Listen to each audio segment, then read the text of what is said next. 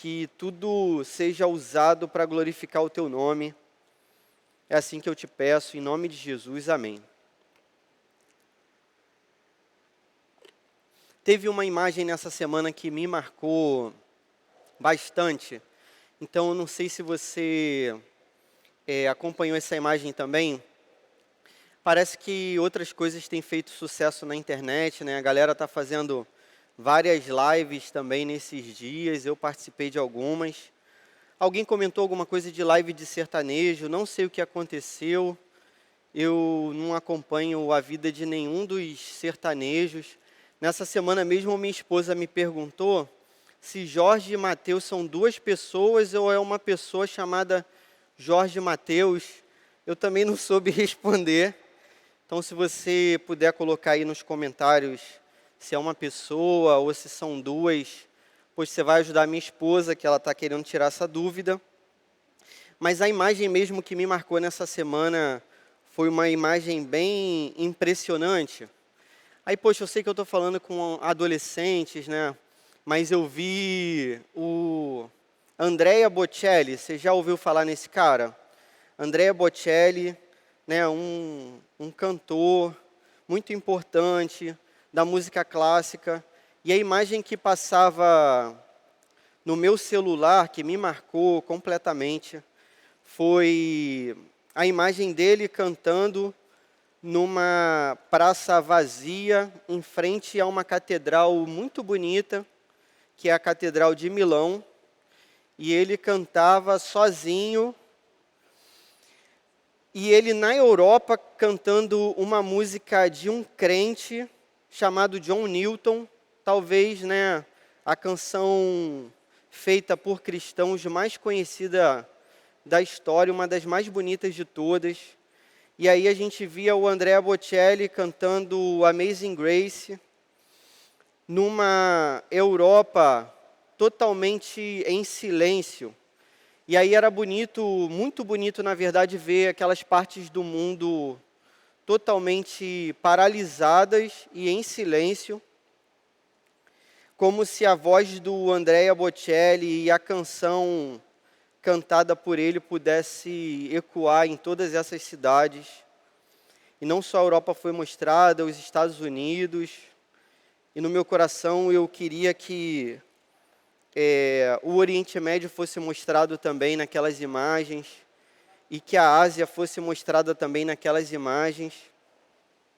A canção que aquele cara cantava, depois se você quiser procurar aí essa imagem, é só colocar Andrea Bocelli que já vai aparecer esse vídeo no YouTube aí para você acompanhar se quiser.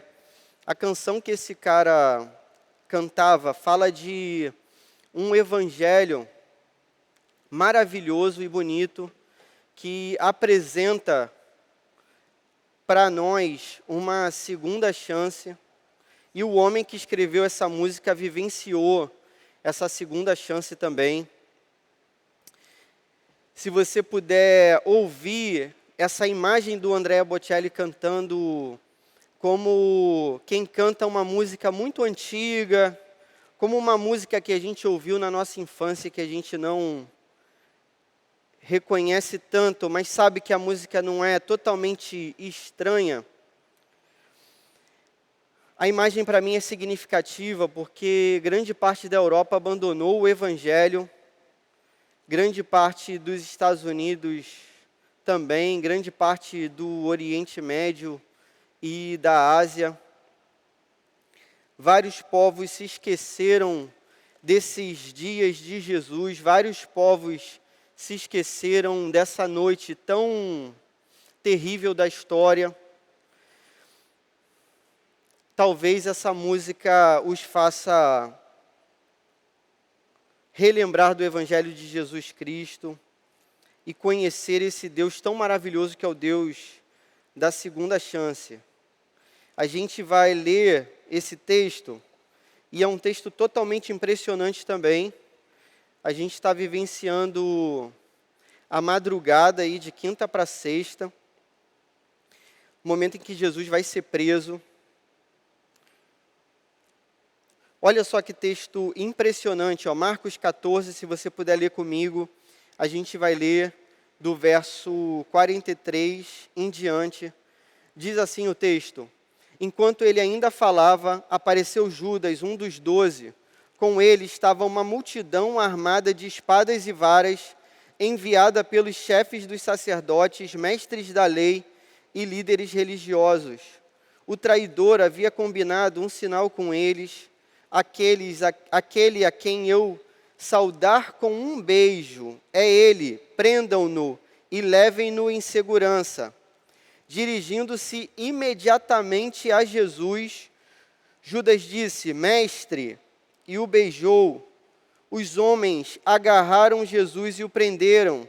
Então um dos que estavam por perto puxou a espada e feriu o servo do sumo sacerdote, decepando-lhe a orelha. Disse Jesus: Estou eu chefiando alguma rebelião, para que vocês venham me prender com espadas e varas? Todos os dias eu estive com vocês, ensinando no templo, e vocês não me prenderam. Mas as Escrituras precisam ser cumpridas. Então, todos o abandonaram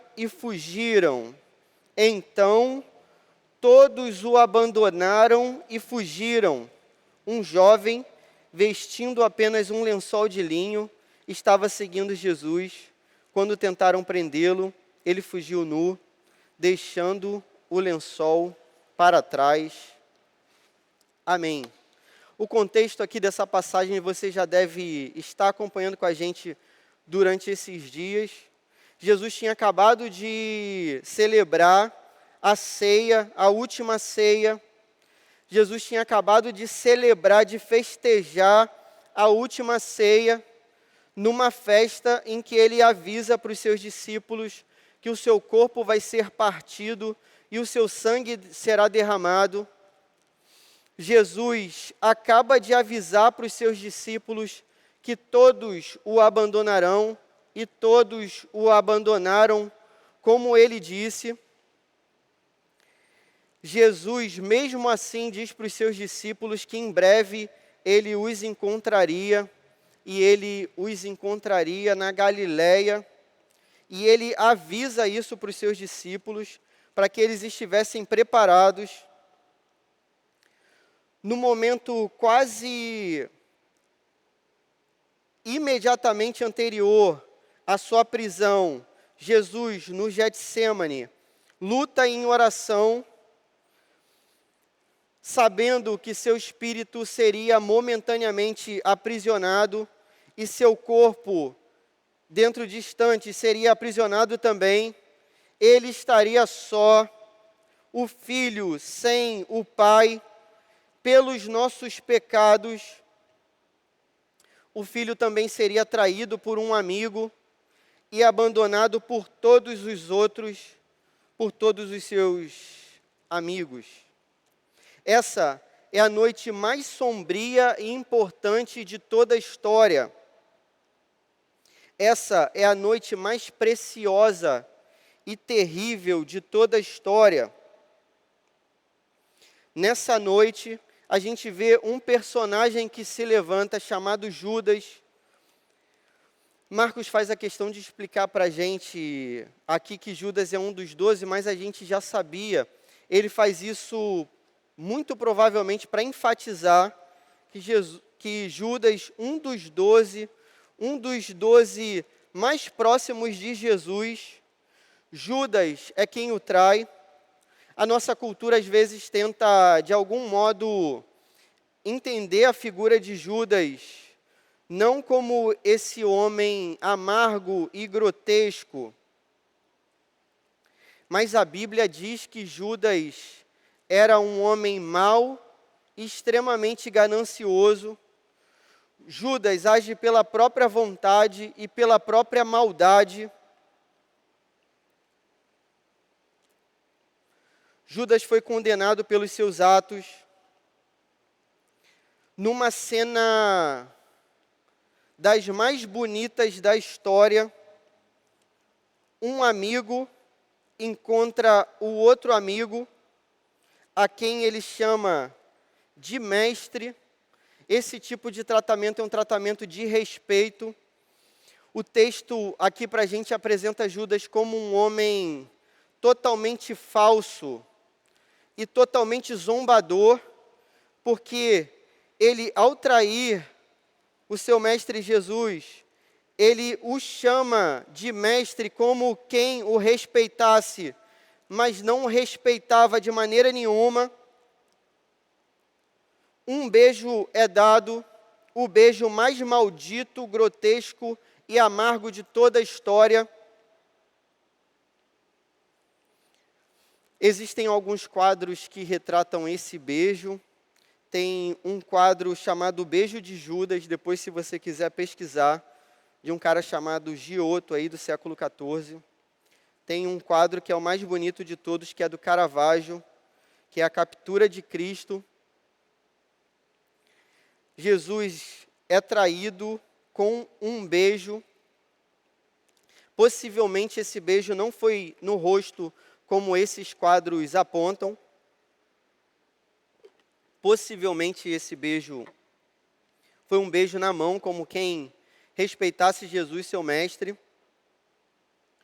Pela própria vontade, já dominado por Satanás, Judas traz seu amigo e mestre. As ações de Judas são covardemente corajosas, porque ele o faz na calada da noite, como todos os outros algozes de Jesus, na calada da noite o prendem. No entanto, ele poderia ter somente apontado para Jesus de longe. Ele poderia ter direcionado aqueles homens de longe, mas não, a ousadia dele é tamanha que ele resolve se direcionar a Jesus e beijar o seu mestre. Mais um ato de zombaria. Um covarde corajoso se levanta, beija o seu mestre e imediatamente Jesus é colocado como um criminoso diante daquelas autoridades. Judas recebe a sua recompensa em dinheiro. Judas vende a sua missão e a sua traição por dinheiro. Um nome que seria apagado pela história de sua descendência, como dizia a própria Bíblia. Além da dificuldade da gente compreender a figura de Judas, existem outras dificuldades nesse texto. Então, por exemplo, como que a gente consegue conciliar as ações humanas de um lado e de outro lado a ação de Deus na história? Essa conciliação é realmente complexa. A Bíblia afirma para a gente que Deus age na história, primariamente. A Bíblia afirma para a gente que os homens agem pela sua própria vontade. Essas são duas verdades bíblicas difíceis de serem conciliadas. Se você abrisse a sua Bíblia em Isaías 53, você consegue abrir aí? Você vai ver o profeta Isaías falando sobre a pessoa de Jesus, e aí você vai compreender como que é difícil compreender essas duas ações. Esse âmbito divino e humano conciliados. No verso 4 do capítulo 53, Isaías diz assim: certamente ele tomou sobre si as nossas enfermidades e sobre si levou as nossas doenças. Contudo, o consideramos castigado por Deus atingido e afligido. No verso 5, ele diz mais, ou seja, parece que a gente está pensando da maneira errada. Tem uma adversativa aqui, o texto muda de posição, muda de direção, mas ele foi transpassado por causa das nossas transgressões, foi esmagado por causa das nossas iniquidades. O castigo que nos traz a paz estava sobre ele, e pelas suas feridas fomos curados. Olha como que o texto continua. no verso 10. Contudo, então, primeiro a gente está vendo a responsabilidade humana na morte de Jesus. Ele foi transpassado, foi ferido por causa das nossas transgressões, por causa do nosso pecado. O castigo que nos traz a paz estava sobre ele. Verso 10, outra adversativa. Contudo, então, não é nessa direção, não é nessa direção, não é nessa direção. O texto muda de direção de novo. Foi da vontade do Senhor esmagá-lo e fazê-lo sofrer. E embora o Senhor tenha feito da vida dele uma oferta pela culpa, ele verá a sua prole, prolongará os seus dias, e a vontade do Senhor prosperará em sua mão. Como que a gente consegue entender um texto desse de Isaías 53? É isso, é essa dificuldade. Por causa das ações dos homens, por causa da vontade de Deus, por causa dos dois. Primariamente por causa da vontade de Deus, secundariamente por causa da vontade dos homens. Outra dificuldade desse texto, Jesus tinha avisado para os seus discípulos que os seus discípulos o negariam. É estranho a gente pensar por que Jesus fez isso. Sabe aqueles filmes em que as pessoas podem voltar no tempo e parece que quando elas voltam no tempo, elas não conseguem desfazer nada do passado. O que deu errado, continua dando errado. Como se essa viagem no tempo não adiantasse. Quando Jesus adianta para os seus discípulos que ele seria abandonado pelos seus discípulos, parece que isso não tem efeito algum. Pelo contrário, eles se inflamam, eles dizem, não, a gente não vai te abandonar, não, se for preciso morrer, a gente vai morrer. Só que é claro que isso tem uma fundamentação, uma justificativa, porque quando Jesus profetiza, retomando a profecia de Zacarias, em que o pastor seria ferido e as ovelhas seriam dispersas, Jesus avisa para os seus discípulos numa nova profecia agora que parte da boca de Jesus, não mais de Zacarias. Jesus avisa para os seus discípulos que ele os encontraria na Galileia. O que isso significa? Jesus está avisando para os seus discípulos assim, olha, vocês vão me trair, mas eu vou perdoar vocês. Vocês vão me trair, isso vai acontecer. Mas eu avisei para vocês que isso iria acontecer. Por quê? Porque nada foge do controle de Deus. Porque entre uma coisa e outra está fincada a cruz do Calvário. Por conta da cruz eles seriam perdoados. Esse texto lindo demais mostra para a gente que nenhum nome é citado nesse Evangelho de Marcos, nessa passagem, senão os nomes de Jesus, o Rei, o Messias, o dono de toda a história, e de Judas, o traidor. O foco narrativo se volta para esses dois. Judas, o homem da traição, Jesus, aquele que foi traído, mas que entrega sua vida pelos seus amigos. A primeira lição que esse texto apresenta para a gente é a seguinte: Deus sempre está no controle. Dessa vez está projetado aí, olha que beleza. Deus sempre está no controle. Às vezes parece que tudo está dando errado. Quando esses textos foram pregados, a gente assiste esse filme de trás para frente, esse filme perde toda a graça para a gente, muitas vezes. Mas quando há muitos relatos de missionários, por exemplo, que ao pregarem o evangelho pela primeira vez para um povo, quando esses missionários chegavam nessa parte aqui, aquelas pessoas começavam a chorar, porque elas estavam vendo Jesus sendo traído, Jesus sendo preso, Jesus sendo torturado, Jesus sendo humilhado. e sem conhecerem o final da história, que ao terceiro dia ele ressuscitaria. Aqueles povos choravam ouvindo o Evangelho. Essa história nos é contada, mas a gente não deve ter essa impressão que esses povos têm também, de que tudo está fora do controle, parece que as coisas fugiram do controle de Deus. Nunca fugiram.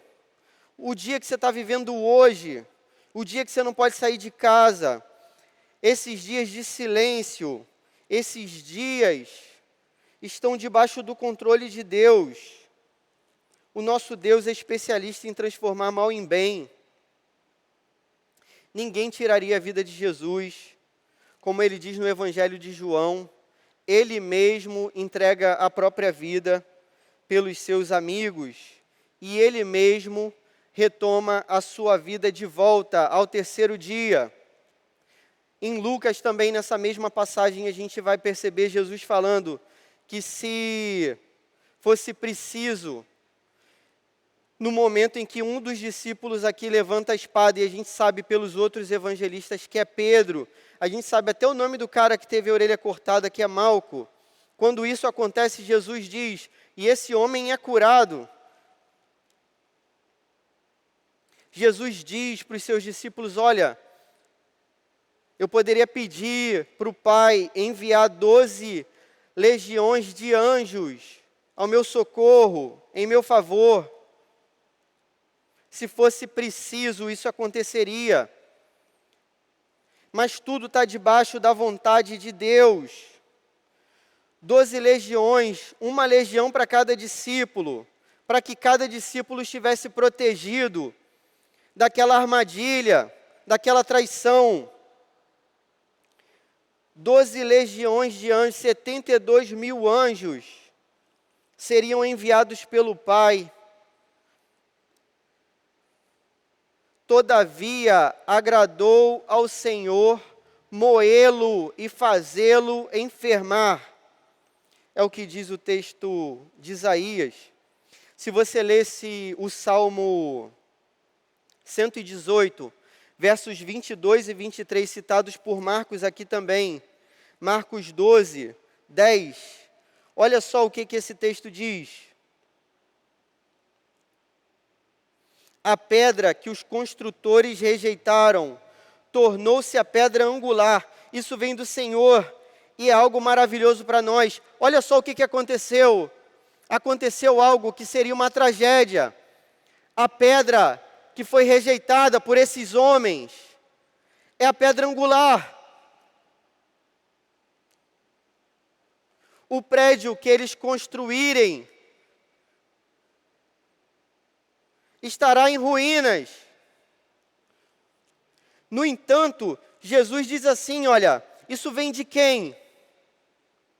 Isso vem do Senhor, verso 11, isso vem do Senhor e é algo maravilhoso para nós. Isso é difícil de entender, mas isso vem do Senhor e vem do Senhor para o nosso bem. Aleluia! Segunda lição que esse texto ensina para a gente. Nós temos uma segunda chance em Jesus Cristo. Nós temos uma segunda chance em Jesus Cristo. O texto diz que todos o abandonaram, todos. Quando a gente olha para esse texto, a gente deveria se reconhecer nesse texto. Todos o abandonaram, nós também faríamos do mesmo jeito. Todos o abandonaram. Todos mentiram para Jesus. Eles mentiram não simplesmente como quem mente para um amigo. Eles mentiram não simplesmente como quem mente para quem fala a verdade. Isso é terrível. Eles mentiram não simplesmente como quem mente para quem fala a verdade sempre. Isso seria mais terrível ainda. Mas a mentira foi mais nefasta ainda, mais terrível ainda, porque os discípulos mentiram para a própria verdade.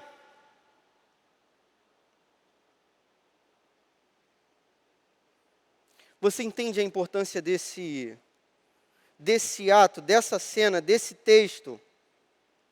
Na noite mais importante de todas, todos os discípulos de Jesus o abandonaram. Todos os discípulos de Jesus mentiram para a própria verdade. Quantas vezes eu, em oração, menti para a própria verdade? Quantas vezes eu disse para Deus que não mais cometeria um pecado, nunca mais. E quantas vezes eu o repeti? Quantas vezes eu menti para Deus, dizendo que eu nunca mais mentiria? Quantas vezes isso aconteceu? Em todas as vezes Ele me perdoou.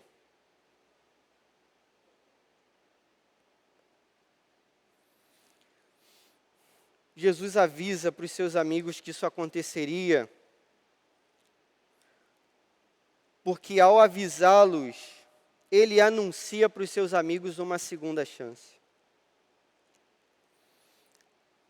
Tem uma passagem da minha vida que é a seguinte: depois de ter conhecido o Evangelho, depois de ter caminhado diante da palavra de Deus, eu tomei um caminho de dúvida e de morte, e influenciado por uma falsa teologia, por gente perversa que tenta corromper a fé dos pequeninos de Jesus, eu também me desviei e o abandonei. Eu cheguei a blasfemar, mas o Senhor Jesus me apresentou uma segunda chance. Como o pai que correu ao encontro do filho, cheio de lama,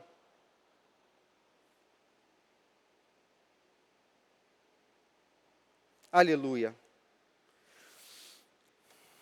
Esses dias, meditando mais uma vez aí no texto do profeta Jonas, a gente vê como que Deus foi gracioso com Jonas, né? Como que na mente de Deus as coisas são completamente diferentes do que na nossa.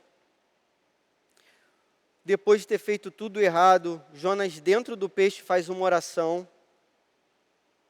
Deus ouve a oração de Jonas, sabendo que no dia seguinte, Jonas ia pecar de novo, estaria amargurado por causa da conversão das pessoas às quais ele odiava. No dia anterior, sabendo do dia seguinte, no dia anterior, Deus ouve a oração de Jonas, atende a oração de Jonas, o Senhor salva Jonas da morte no ventre do peixe, sabendo que no dia seguinte ele cometeria outros e outros erros. É assim com a nossa vida. No início dessa mensagem, eu citei a Itália, de Bocelli, a Europa, o Oriente e a Ásia, em silêncio, ouvindo uma canção que deveria fazer dormir as crianças e acordar os adultos. Uma canção composta por um homem chamado John Newton, que um dia, sendo um traficante de escravos, um homem totalmente mau, totalmente terrível, totalmente impuro, totalmente sujo, no meio do mar, lembra das canções que a sua mãe entoava na sua infância, e John Newton, entendendo que Jesus lhe oferecia uma segunda chance, entrega a sua vida a Jesus. A minha oração é que a Europa, o Oriente e a Ásia possam aproveitar essa segunda chance que Deus tem lhes dado para que se convertam dos seus maus caminhos, para que se arrependam, para que se voltem a Jesus Cristo. Nesses locais que são mostrados nesse vídeo do Bocelli, esses mesmos discípulos aqui, os 11 que abandonaram a Jesus na noite em que ele foi traído, esses mesmos homens derramaram o seu próprio sangue no final e tiveram a coragem de entregar a sua vida pelo Evangelho de Jesus Cristo. Esses homens aproveitaram a segunda chance que tiveram. Quantas chances o Senhor nos deu a mim? Quantas chances o Senhor me deu? Quantas chances? Inúmeras chances. Essa é a beleza do Evangelho. Pecadores são transformados em pregadores do Evangelho. Covardes são feitos heróis e mártires por meio da cruz e ressurreição de Jesus Cristo. Que a gente aproveite esses dias para que a gente se arrependa, para que a gente reveja a nossa vida, as nossas atitudes, para que a gente se reencontre com o Evangelho de Jesus Cristo e que a gente seja transformado em pregadores do Evangelho, em heróis e mártires, por meio da cruz e da ressurreição de Jesus. Vamos orar. Senhor, eu te louvo pela tua palavra e por tudo que o Senhor fez na minha vida e na vida desses irmãos queridos que têm ouvido o teu Evangelho e têm buscado, Pai, se colocarem fiéis diante da obra para a qual o Senhor os chamou, em nome de Jesus, que a gente possa, Pai, realmente ser fiel até o fim, que a gente possa se arrepender, Pai, por todo o mal que a gente cometeu e que a gente possa reconhecer essa segunda chance que o Senhor Jesus nos apresenta, assim como apresentou os seus discípulos. Muito obrigado, Pai, por essa noite tão terrível. Muito obrigado por essa noite tão dolorosa. Muito obrigado por essa noite de separação que nos mostrou a beleza do Evangelho, curou as nossas dores e nos uniu a Ti. Em nome de Jesus. Amém.